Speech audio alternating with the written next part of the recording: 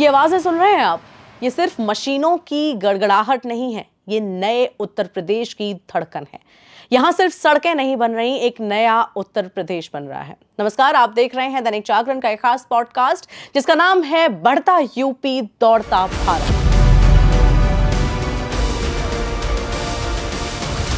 और आज मेरे साथ स्टूडियो में मौजूद हैं गौरव तिवारी जी, जो हमारे साथ बात करेंगे कि कैसे उत्तर प्रदेश का इंफ्रास्ट्रक्चर बदला है, कैसे उत्तर प्रदेश आज एक खूबसूरत उत्तर प्रदेश बना है और एक नया उत्तर प्रदेश बना है नए भारत का। क्योंकि गौरव जी बहुत समय से UP as a state cover करते आए हैं, उसको देखते आए हैं, इसलिए इन्होंने भी काफी सालों से उत्तर प्रदेश को बनता गढ़ता देखा है। स्वागत है आपका गौरव जी। धन्यवाद सुरभि। उत्तर प्रदेश की जो बात चल रही है कि उत्तर प्रदेश में हम पैदा भी हुए और उत्तर प्रदेश में ही हमारा सारा शिक्षा और देखा जाए तो अपना काम भी यहीं कर रहे हैं। और फिर उसके बाद आपने यूपी को एज अ बीट भी देखा है। एज अ बीट भी देखा है। और उत्तर प्रदेश जिस तरीके से हम जब अपने समय में थे तो बड़ी समस्या होती थी। उस समय लाइट की बड़ी प्रॉब्लम थी। मुझे खुद याद है कि हम जब पढ़ा करते थे तब लाइट ही हमारे इलाके में 20-20 घंटे तक नहीं आती थी, तो बड़ी समस्या का सामना करना पड़ रहा है। आज हम देख रहे हैं कि गाँवों में भी लाइट आ रही है, तो ये हमारे लिए एक बहुत बदलाव की बात है। और बदलाव आपको आंकड़ों में नहीं दिखेगा, बदलाव आपको जमीन पर दिखेगा। और उत्तर प्रदेश में अब पहले हमें होता था कि हम बताएं क्या उसको, हम बता देते कि साहब हमारे पास बनारस है, हमारे पास मथुरा है, लेकिन आज हमारे पास जो है बताने के लिए आप हमारे पास मेट्रो है। सबसे ज़्यादा मेट्रो अगर कहीं पर है तो उत्तर प्रदेश में है। बिल्कुल ठीक है। अगर हम आपको बताएं तो मैं आपको मैं मेट्रो से ऊपर चला जाता हूँ, मैं आता हूँ रैपिड रेल पर। रैपिड रेल से मैं यहाँ पर अभी नोएडा में काम करता हूँ, गाजियाबाद में रहता हूँ, मैं रैपिड रेल से रोज सफ़र करता हूँ। 160 की स्पीड चलती है। इतनी तेज तो ट्रेन भी नहीं चलती जनरली जितनी रैपिड चल रही है। यानी कि यहाँ से दिल्ली से अगर आपको मेरठ जाना है तो आप सोचने की जरूरत नहीं है, 82 किलोमीटर का रन है, आप बहुत आसानी से पहुंच जाएंगे। और हम भी 25 किलोमीटर का रन करीब 20 मिनट में कर लेते हैं। तो आप ये देखिए कि इंफ्रास्ट्रक्चर बदल रहे हैं। शहरों के अंदर का इंफ्रास्ट्रक्चर, बाहर तो हटाइए, अब मैं बाहर के इंफ्रास्ट्रक्चर में बात आ जाता हूँ। एक्सप्रेस वे, राज्य सरकार एक्सप्रेस वे बनाती थी पहले, जो 2017 से पहले, यानी सिर्फ 2 या 3 एक्सप्रेसवेज आई थिंक थे। 3 एक्सप्रेसवे थे। आज 13 फंक्शनल है और 7 काम कर, यानी 22 एक्सप्रेसवे आपके पास यूपी में दर्ज होंगे आने वाले समय में। और ये जो विकास की जो बात आई, जो पूरा एक विकास का जो ढांचा खड़ा किया गया, उस ढांचे की वजह से आज भारत की जो इकोनॉमी है वो भी बूम कर रही है। क्योंकि अगर उत्तर प्रदेश बूम नहीं करेगा तो पूरा देश बूम कर ही नहीं सकता। तो एक बड़ा राज्य है, सबसे बड़ा राज्य है, इसीलिए हमने कहा बढ़ता यूपी दौड़ता भारत। और सत्ता भी यहीं से चलती है। आप सबसे ज्यादा प्रधानमंत्री भी यहीं से आते हैं और देश के प्रधानमंत्री भी यहीं से चुने हुए हैं। तो इसी कारण से अगर उत्तर प्रदेश नहीं बढ़ेगा तो फिर देश भी नहीं बढ़ेगा। और इसको योगी जी ने बहुत अच्छी तरह समझा। जब वो सत्ता में आए उन्होंने नीतियां ऐसी बनाई। सबसे पहली समस्या तो यहाँ पर क्राइम की थी। तो क्राइम एक बहुत बड़ी समस्या थी। क्राइम को आप देखिए, आप क्राइम का बदलाव आप गांव-गांव में जाकर देखिए, आपको पता चलेगा। आज अगर आपने कोई भी गलत काम किया तो पुलिस आपको अच्छी तरह से ठीक कर देगी। अब वो हालत नहीं है कि एक ऑर्गेनाइज क्राइम आप नहीं कर सकते, क्राइम हो रहे हैं अलग बात है, लेकिन ऑर्गेनाइज क्राइम नहीं है। तो उसकी वजह से क्या हुआ, निवेशक आए, इन्वेस्टर आए, इन्वेस्टर के लिए माहौल बना। अब मैं इन्वेस्टर की आपको बता दूं, पिछले 8 साल में तकरीबन 45 लाख करोड़ रुपए के निवेश प्रस्ताव उत्तर प्रदेश को आए हैं, जिसमें से अभी तक 15 लाख करोड़ के जो निवेश प्रस्ताव हैं उनको जमीन पर उतार दिया गया है। अब इसके उतारने से हुआ क्या, और उसका सबसे बड़ा एग्जांपल ये भी है ना कि क्योंकि कहते हैं क्या, इट्स अ फैक्ट दैट 9.2 यानी कि 9.2% जो भागीदारी है वो भारत की जीडीपी में उत्तर प्रदेश की ही है। निश्चित रूप से। और जब तकरीबन मान लेते 9.2 को 10% मान लेते, यानी 10% अगर एक सिर्फ अकेला राज्य अगर अच्छा करेगा तो निश्चित रूप से इम्पैक्ट पड़ेगा। और ये राज्य अच्छा कर रहा है। अब मैंने जैसे आपसे चर्चा की कि जो निवेश प्रस्ताव है उनसे हुआ गया, रोजगार क्रिएशन हो रहा है, आपके एम्प्लॉयमेंट जनरेट हो रहा है, जॉब्स हो रहे हैं। इससे तकरीबन अभी 60 लाख रोजगार क्रिएट हुए सीधे तौर पर। और अगर मैं अप्रत्यक्ष कहूँ तो, क्योंकि अगर कोई इंडस्ट्री लगती है या कोई किसी तरह का निवेश आता है तो प्रत्यक्ष रोजगार तो आती है, साथ में रोजगार तो अप्रत्यक्ष आता है। जमीनी स्तर पर भी रोजगार आएगा ना, जब आप कह रहे हैं कि मतलब जैसे 22 एक्सप्रेस वे जो हैं वो आने वाले टाइम में यूपी को मिल जाएंगे, 13 जिसमें से फंक्शनल हैं, तो लगभग तकरीबन जो हमने डेटा पे और फैक्ट्स पे अभी हम जब पढ़ रहे थे, तो 3000 किलोमीटर से ज्यादा यूपी में एक्सप्रेस वे यानी कि सड़कों का निर्माण हो चुका है। तो जब ये निर्माण हो रहा होगा तो जमीनी स्तर पर भी तो रोजगार बढ़ेंगे ना, लेबर्स को काम मिलेगा, उन लोगों पर काम मिलेगा, और धीरे धीरे करके रोजगार तो मिलना ही है। रोजगार मिलना है। और आप देखिए, जैसे अगर रोड्स बनेगी, देखिए विकास का सबसे बढ़िया तरीका रोड्स, जहां पर भी विकास हुई सबसे पहले रोड खड़ी की गई है, जहां रोड बनी वहां विकास अपने आप स्टार्ट हो जाता है। आप रोड बना दीजिए, लोग अपना स्टार्ट करेंगे। मान लीजिए अगर मैंने किसी गांव को रोड दे दी, अभी वहां पर कोई चीज पैदा हो रही थी, अब वो गांव बेच नहीं पा रहा था, लेकिन उस शहर में लेके आएगा तो उसे रेट मिलेंगे। जब रेट मिलेंगे तो वो खुद ही सबसे बेसिक फंडामेंटल होता है इंफ्रास्ट्रक्चर, और जब इंफ्रास्ट्रक्चर पर काम होता है तो वही फिर समृद्ध भी बनता है वो राज्य, और उसी से फिर बिजनेसेस आते हैं। इसीलिए ईज ऑफ डूइंग बिजनेस में सेकंड रैंक पर है, दूसरे नंबर पर उत्तर प्रदेश है आज, और जीआई टैग में लीडिंग स्टेट है। कितने 72 आई थिंक जीआई टैग्स आज उत्तर प्रदेश में हैं। तो कहीं ना कहीं ये इंफ्रास्ट्रक्चर का ही काम है। अगर बुंदेलखंड की हम बात करें, पानी को तरसता था, आज उसके पास एक्सप्रेसवेज हैं, सड़कें हैं। आज आप 3.5 से 4 घंटे में दिल्ली से लखनऊ पहुंच जा रहे हैं, है ना। तो कहीं ना कहीं इंफ्रास्ट्रक्चर है जिसकी वजह से पूरा राज्य जो है वो समृद्ध। अब आपने बुंदेलखंड से बात की, मैं भी झांसी से आता हूँ, बुंदेलखंड से आता हूँ। अब ये आपने मेरे मन की बात की। हमारे यहाँ बीडा बन रहा है, एक पूरा सिटी बना रहे हैं, पूरा बीडा। जैसे कि नोएडा बसाया गया था, उसके बाद उत्तर प्रदेश ने कोई सिटी नहीं बसाई, और बीडा झांसी में बन रहा है। झांसी से ईज ऑफ लिविंग का ही ये पार्ट है। ईज ऑफ लिविंग भी हो जाएगा, ईज ऑफ डूइंग भी है, बिजनेस भी, दोनों हो जाएगा, क्योंकि वहां पर रेजिडेंशियल भी है और कॉमर्शियल भी है। और सारे जो बड़े बड़े उद्योगपति उन्होंने जमीनें ली हैं, और काम तेजी से चल रहा है, और जल्दी धरातल पे उतरेंगे। तो इस तरह। और दूसरा मैं आपको बताऊं, उत्तर प्रदेश में पूर्वांचल और बुंदेलखंड दोनों ही डिप्राइव्ड थे, और इस समय जो नीति है योगी सरकार की, इन लोगों पे इन दोनों जगहों पर बहुत ज्यादा इन्होंने ध्यान दिया। पूर्वांचल को भी पूरा खड़ा कर रहे हैं वो। पूर्वांचल में एक्सप्रेस वे लीजिए, बुंदेलखंड में एक्सप्रेस वे लीजिए, इस तरह से सिटियां लीजिए। और ये जो औद्योगिक जो क्षेत्र बनाए जा रहे हैं, इससे हो क्या रहा है कि वहां पर जो लोग मान लीजिए कि जॉब्स करने के लिए बाहर जा रहे थे, अब उनको वहीं जॉब मिल जाएगा। तो आपके पास जो विस्थापन होता है, जो माइग्रेशन होता है, पलायन होता है। माइग्रेशन दो तरह का माइग्रेशन, एक तो होता है कि भाई पढ़ने लिखने जा रहे हैं, अच्छा कुछ कमाने जा रहे हैं तो अच्छी बात है। लेकिन ऐसा होता है कि हम 8,000 10,000 की डिस्टेंस माइग्रेशन जो से होता है, उस डिस्टेंस माइग्रेशन पे भी बहुत बड़ी लगाम लगेगी। और ये यूपी में बहुत अच्छे तरीके से दिखाया कि हो रहा है। अब दूसरे राज्यों में जाने की बजाय वो अपने राज्य में मिल रहा है, क्योंकि जब 60 लाख नौकरियां यहाँ मिल रही हैं, जब 45 लाख करोड़ का इन्वेस्टमेंट की बात है, 15 लाख करोड़ इन्वेस्ट हो चुका है, तो निश्चित रूप से जॉब्स यहाँ क्रिएट हो रहे हैं, जॉब्स क्रिएट हो रहे हैं। तो इसी कारण से तो हम लोग भी यहाँ पर आए हैं, मतलब यूपी में है, और यूपी अब दूसरे राज्यों से लोग आ रहे हैं, इसीलिए आ रहे हैं क्योंकि भाई यहाँ एक इंफ्रास्ट्रक्चर है, एक सिस्टम मौजूद है। अच्छा, तो पहले जो उत्तर प्रदेश के लोगों को दूसरे राज्य में जाना पड़ता था, एक दूसरे स्टेट में जो पलायन करना पड़ता था, अब उत्तर प्रदेश तैयार है दूसरे राज्यों को नौकरियां देने के लिए, निवेश करवाने के लिए। इन्वेस्ट यूपी एक सबसे बड़ा एग्जाम्पल है, जिसमें रशिया एक पार्टनर बना था, और इन्वेस्ट यूपी से काफी सारी चीजें हमें देखने को मिली कि कैसे सिर्फ दूसरे राज्य नहीं, दूसरी कंट्रीज भी आज उत्तर प्रदेश यानी कि एक भारत का एक ऐसा स्टेट जो दूसरी कंट्रीज को भी लेकर आ रहा है इन्वेस्ट यूपी के अंदर। तो एक बहुत बड़ा एग्जाम्पल जो है वो यूपी बन गया है कि कैसे एक 7 से जो बात हम कर रहे थे 7 से 8 सालों में ये एक ऐसा राज्य है जिसने इतने कम समय में इतना ज्यादा विकास किया है। आपने अब इतनी अच्छी बात की, मैं आपको इस पे और बताता हूँ। जैसे महाकुंभ था, हम खुद वहां पर मौजूद थे, 66 करोड़ लोग आए प्रयागराज में। बिल्कुल, इतनी बड़ी आबादी, और ये आबादी जो है वो आबादी अमेरिका की आबादी की दुगनी आबादी है। इतने लोग उस शहर में आ गए, 66 करोड़ से ज्यादा लोग। वहां पर जो आम आदमी, हम लोगों ने आम आदमी से बात की, हम लोग बड़ा पूरा प्रोग्राम चलाया वहां पर।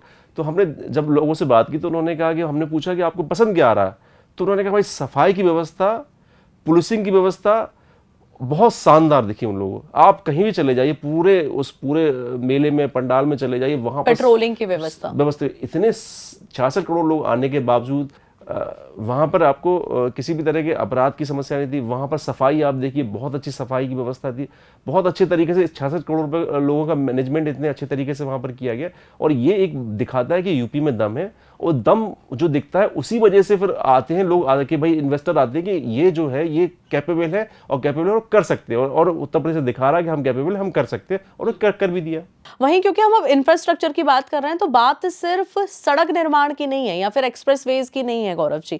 हमने एयरपोर्ट्स भी कितने निर्माण करे, कुछ फंक्शनिंग है, कुछ अभी काम चलने वाले हैं। और जो उत्तर प्रदेश है वो पहला ऐसा राज्य है पूरे भारत का जिसके पास सबसे ज्यादा एयरपोर्ट्स हैं, मेट्रोज हैं हमारे पास, है ना। तो कहीं ना कहीं हम इंफ्रास्ट्रक्चर पर उत्तर प्रदेश ने बेहतरीन तरीके से काम किया है, जिसकी वजह से ईज ऑफ डूइंग बिजनेस भी आसान हुआ है, सारी चीजें आसान हुई हैं और उत्तर प्रदेश एक समृद्ध राज्य बन रहा है। देखिए, अब आपने बात की, हमने बात की थी अभी एक्सप्रेसवे की। अब आपने कहा कि भाई एयरपोर्ट इसलिए क्योंकि अगर हमें जो उत्तर प्रदेश का जो लक्ष्य है इस समय, योगी जी का जो लक्ष्य है वो इस समय ये है कि 2030 तक हमें $1 ट्रिलियन की इकोनॉमी बनना है। $1 ट्रिलियन। हाँ, और 2036 तक हमें $2 ट्रिलियन की इकोनॉमी बनना है, और उसके बाद ये 6 ट्रिलियन तक हमें $6 ट्रिलियन पर और पहुंचना ये जब भारत अगर बड़ी जो विकसित राष्ट्र बनना है तो उसमें इसका बहुत बड़ा योगदान होगा, और ये एयरपोर्ट एक बहुत महत्वपूर्ण भूमिका निभाते हैं। अब एयरपोर्ट पर आ जाते हैं। अभी हम बैठे हैं नोएडा में सेक्टर 16 में, और यहाँ से करीब 70 किलोमीटर दूर बन रहा है जेवर एयरपोर्ट, और वो एयरपोर्ट सबसे बड़ा एयरपोर्ट है, और उसकी क्षमता जो 5000 एकड़ के एक तो इलाके में बन रहा है वो, और उसमें 50 मिलियन लोग की क्षमता है उसके अंदर। आप 50 लाख लोगों की क्षमता है, आप समझ लीजिए कितना बड़ा वो बना रहे हैं। और ये बनाने से होगा क्या कि जो शिफ्ट होगा, जो इकोनॉमिकल शिफ्ट होगा, वो सारा का सारा उत्तर प्रदेश में आएगा, और उत्तर प्रदेश एक चमक के रूप में उभरेगा। और ये और अन्य एयरपोर्ट की अगर मैं बात करूं तो हमारे पास जो अभी 5 घरेलू एयरपोर्ट है, और राज्य के जो 12 शहर हैं वो इंटरनेशनल एयरपोर्ट से जुड़े हुए हैं। तो ये जो इस तरीके से जो पूरा इंफ्रास्ट्रक्चर डेवलप हो रहा है, तो एयर कनेक्टिविटी भी बहुत बेहतरीन तरीके से उत्तर प्रदेश ने अपनी अच्छी करी है। और कहीं ना कहीं एयर कनेक्टिविटी की वजह से, क्योंकि जब आपने कहा कि जब एयर कनेक्टिविटी बढ़ती है तो स्टेट के पास बिजनेसेस आने लगते हैं, है ना। और इसीलिए इन्वेस्ट यूपी में हमने देखा कि सिर्फ अलग राज्य नहीं, अलग कंट्रीज भी उत्तर प्रदेश के पास आई। निश्चित रूप से। और ये जैसे डिफेंस पे हमारा बड़ा फोकस है, डिफेंस में विदेशी कंपनियां यहाँ पर अपने प्लांट्स लगा रही हैं। इसके साथ और आपको बता दूं कि जो उनकी जो सरकार की योजना है वो ये है कि जो टॉप फॉर्च्यून 500 ग्लोबल जो कंपनियां हैं, उनकी जो 5 कंपनियां, कम से कम 5 कंपनियों के जो मुख्यालय हों, यानी कि वो यूपी में हो। तो आप सोच लीजिए किस तरीके से इसलिए आपको उस तरह का इंफ्रास्ट्रक्चर डेवलप करना पड़ रहा है। सेमीकंडक्टर में बहुत बड़ा प्लेयर बनना चाहते हैं हम, डाटा में हम बहुत बड़ा प्लेयर बनना चाहते हैं, तो इसी कारण से इतना बड़ा इंफ्रास्ट्रक्चर खड़ा किया जा रहा है। डिफेंस में बहुत बड़े प्लेयर बनना चाहते हैं। आपने लखनऊ में देखा ब्रह्मोस के लिए पूरा बना हुआ है, एम्स बनाए जा रहे हैं। तो यूपी को इस तरीके से किया जा रहा है ताकि वो आने वाले समय में जब हम तस्वीर देखें तो उत्तर प्रदेश भारत का एक ऐसा शोकेस हो, हम दिखा सके भाई ये शोकेस है, हमारे पास ये झांकी है, और ये नए भारत का एक बहुत अभिन्न हिस्सा है। निश्चित रूप से। जिस तरीके से वो सत्ता में आए थे 2017 में, तब स्थिति ये थी कि हम खुद यूपी को तो बताने में लगता था क्या बताएं, लेकिन आज हम इतनी देर हमने चर्चा कर ली, तमाम बातें हमने कर ली, अभी भी मेरे पास खत्म नहीं हुई है। मेरे पास बहुत सारी चीजें जिनको बता सकता हूँ। यहाँ 96 लाख MSME इकाइयाँ हैं जो अपने आप में बताती हैं कि उत्तर प्रदेश बहुत ताकतवर तरीके से चल रहा है। अब आप आ जाइए कि हमें किसी भी देश की या राज्य की जो प्रगति है उसको नापने का तरीका ये है कि वहाँ पर बिजली का कंजप्शन कितना हो रहा है। तो यहाँ बिजली की कंजप्शन बढ़ा है बहुत तेजी से। इसके लिए हमने और तैयारी की, हम सौर ऊर्जा पर जा रहे हैं। तो यूपी इस समय सौर ऊर्जा की अगर हम यूपी में बात करें तो करीब 1000 मेगावाट की सौर ऊर्जा तैयार हो रही है, और जो 3 लाख के करीब सोलर रूफटॉप लगाए गए हैं और उसमें करीब जो सरकार ने जो सब्सिडी दी है वो लोगों को 2000 करोड़ से ऊपर की सब्सिडी दी है। तो ये सब इंफ्रास्ट्रक्चर का ही तो पार्ट है। निश्चित रूप से। तो ये इंफ्रास्ट्रक्चर का पार्ट है, और ये हमें बता रहा है कि हम देखिए जो तैयारी की जा रही है वो 2047 की जा रही है, और तैयारी बहुत बड़ी है और हर लेवल पर तैयारी है कि ऐसा नहीं हो सकता कि आप ये कहें कि साहब हम इस चीज़ को छोड़ दें। तो अभी जो है ना, जो सरकार है इस समय यूपी की, वो किसी चीज़ को छोड़ नहीं रही, और उसके साथ एक पूरा ऐसे तेवर ऐसे उनके इस समय उनके पास जो इतना सिस्टम बना हुआ है। और अगर ये जो टेम्पो जो बना रहे हैं, ये टेम्पो जो बिल्ड होगा 10 साल, 8 साल, 15 साल, जो हम बात करेंगे $2 ट्रिलियन की इकोनॉमी $6 ट्रिलियन की कंपनी, वो तभी होगी जब हम इस टेम्पो को बिल्ड करेंगे। और टेम्पो भी क्योंकि उन्होंने सेक्टोरल पॉलिसीज इतनी बना दी है, सेगमेंट कर दिया है, जैसे उन्होंने 12 अलग क्षेत्र बना दिए हैं, उन 12 क्षेत्र पे उन्हें काम करना है जैसे, और वो किसी भी क्षेत्र को छोड़ नहीं रहे हैं। तो इसीलिए वो उत्तर प्रदेश जो है वो एक समृद्ध एक राज्य आज की डेट में बन गया है और बनने की तरफ अग्रसर है। इसीलिए वो कह रहे हैं कि विकसित उत्तर प्रदेश 2047 तक एक विकसित उत्तर प्रदेश हमें मिलेगा। बिल्कुल, विकास आप तब करते हैं जब आपकी क्लैरिटी होती है। आज हर पॉलिसी, हर तरह की नीति है, डिफेंस के लिए अलग है, सोलर के लिए अलग है, सेमीकंडक्टर के लिए, डेटा के लिए अलग है, एआई के लिए अलग है, और जॉब्स के लिए अलग है। तो जब पॉलिसी होगी, जब क्लैरिटी होगी, तो उसी पर तो काम होगा। क्योंकि पहले ये था कि भाई पॉलिसी बनी नहीं रही थी, या बन रही थी तो उसका कोई इम्प्लीमेंटेशन नहीं हो रहा था। लेकिन अब क्या पॉलिसी है बिल्कुल, और इम्प्लीमेंटेशन के लिए वो योगी जी पूरा लगे रहते हैं। उनका है कि भाई डिलीवर करना है, उन्हें डिलीवर से उन्हें मतलब है, वो बिल्कुल डिलीवर विश्वास रखते हैं, वो खुद भी लगे रहते हैं। और वो मुझे लगता नहीं कि वो ऐसी किसी जगह पे ना गए हों। तमाम तरह की चीजें, वो हर चीज में इन्वॉल्व रहते हैं। और वो बदलाव जमीनी स्तर पर हमें देखने को मिल भी रहा है। आप नोएडा में देखिए कितना पहले 10 साल पहले का नोएडा और आज के नोएडा में कितना अंतर हो गया। और मैं आपको बता रहा हूँ, यहाँ 70 किलोमीटर दूर जेवर बन रहा है, यानी ये पहले विकसित था। अब आप इसका विकास लगा लीजिए, वहां पर भी विकास लगा लीजिए, विकास बढ़ता जा रहा है। जैसे जैसे चीजें, बनारस एक बहुत बड़ा एग्जाम्पल है, एक ऐसा उदाहरण है जिसने अपने इंफ्रास्ट्रक्चर पर इस तरीके से काम किया है कि आज उसकी वजह से रिलीजियस टूरिज्म इतना बड़ा है। निश्चित रूप से। और रिलीजियस टूरिज्म की कहीं ना कहीं एक राज्य की इकोनॉमी में बहुत बड़ी भूमिका होती है। अयोध्या है, अयोध्या आपको आने वाले समय, आप बनारस की आपने चर्चा की, आप अयोध्या की आप कीजिए। अयोध्या आने वाले समय में आपको बहुत बड़ा कंट्रीब्यूशन देगा।